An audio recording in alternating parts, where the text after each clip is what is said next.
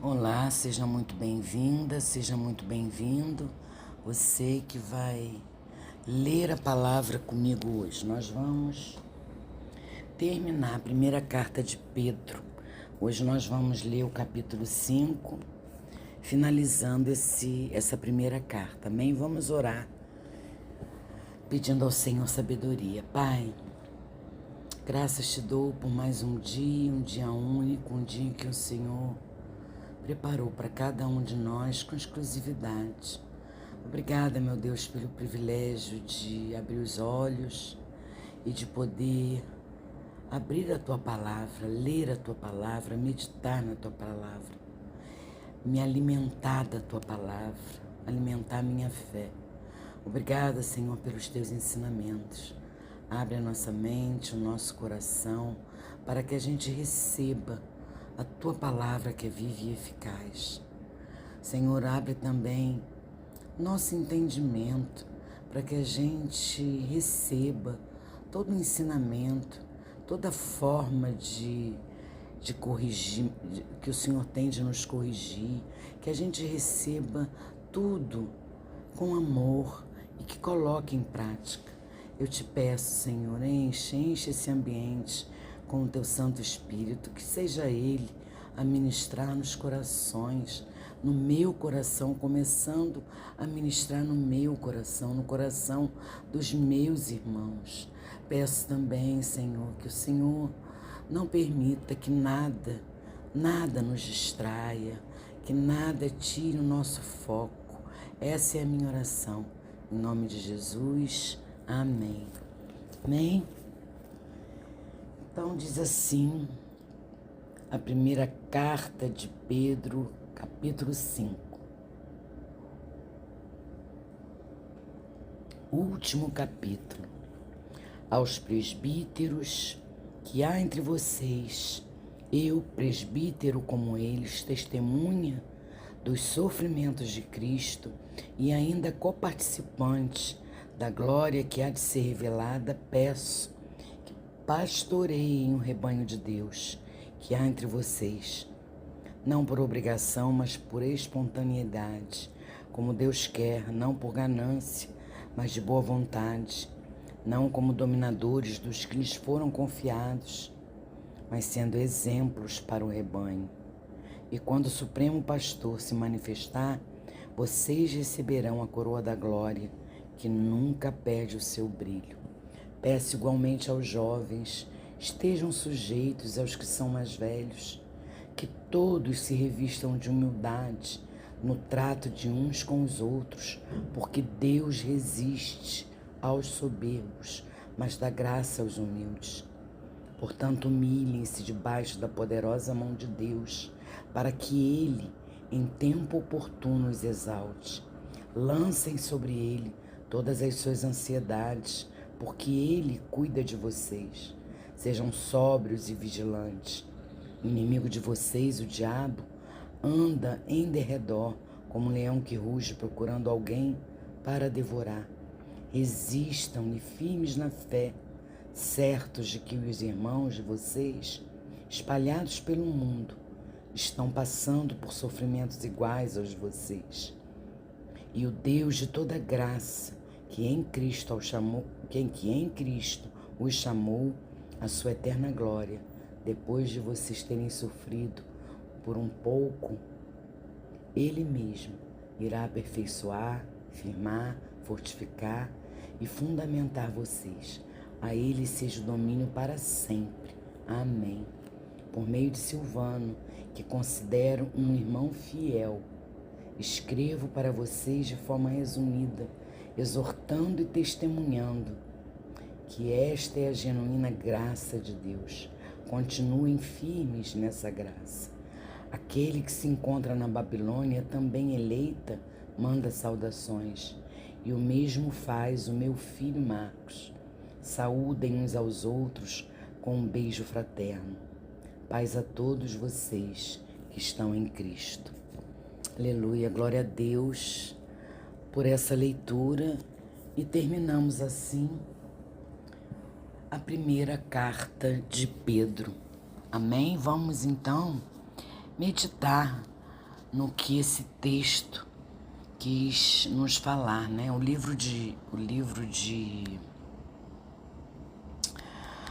A primeira carta de Pedro nos trouxe muitos ensinamentos, poderosos ensinamentos. E esse capítulo, a meditação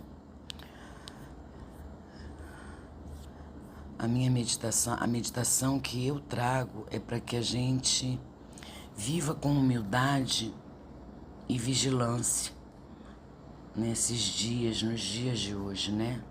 O capítulo 5 é um lembrete poderoso de como devemos viver como cristãos em tempos de desafios. Pedro, ele nos exorta a liderar com humildade, entregar nossas ansiedades a Deus e permanecer vigilantes contra as armadilhas do inimigo.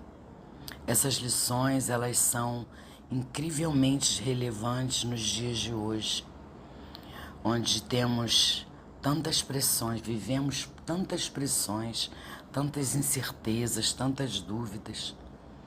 A liderança servidora, meu irmão e minha irmã, é um dos temas centrais desse capítulo.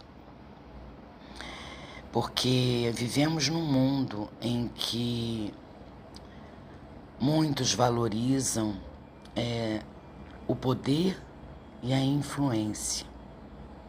E Pedro, ele nos chama a sermos líderes que servem. Ele nos lembra que o verdadeiro líder não busca controlar, mas inspira pelo exemplo dele.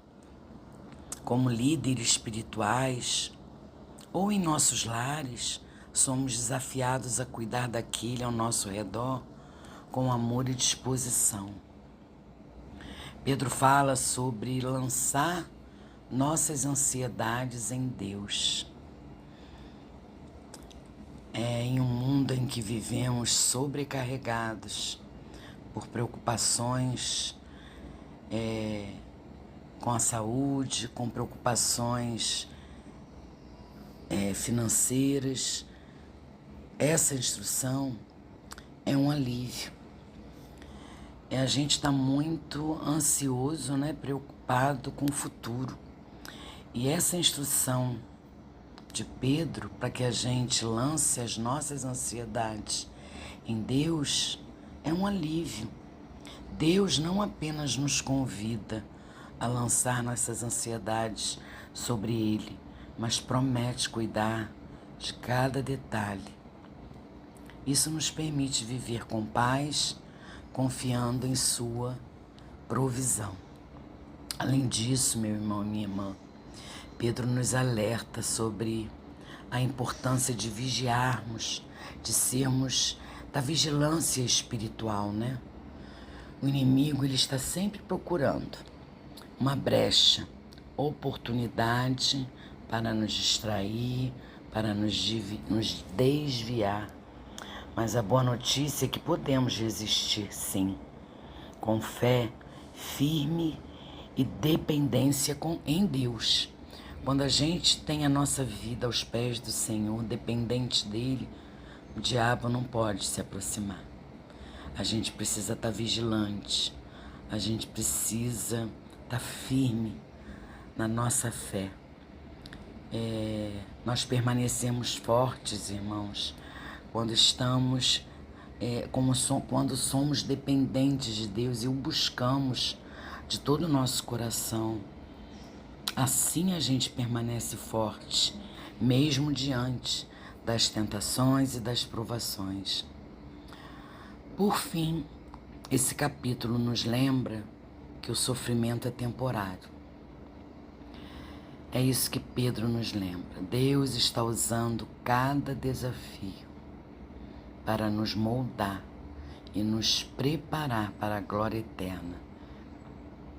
Isso nos dá uma perspectiva de esperança e nos motiva a perseverar, sabendo que Ele nos sustentará até o fim. É isso que nos dá ânimo nos dá vigor, enche a nossa vida, né? De vontade de buscar mais e mais ao Senhor, porque a gente tem a esperança na vida eterna, né? O cristão que não tem esperança na vida eterna, alguma coisa tem de errado, né, com ele. Ele não tem certeza da sua salvação. Quando temos certeza da nossa salvação, a gente tem esperança na vida eterna. A gente já vive a vida eterna aqui, entende? Então, por todas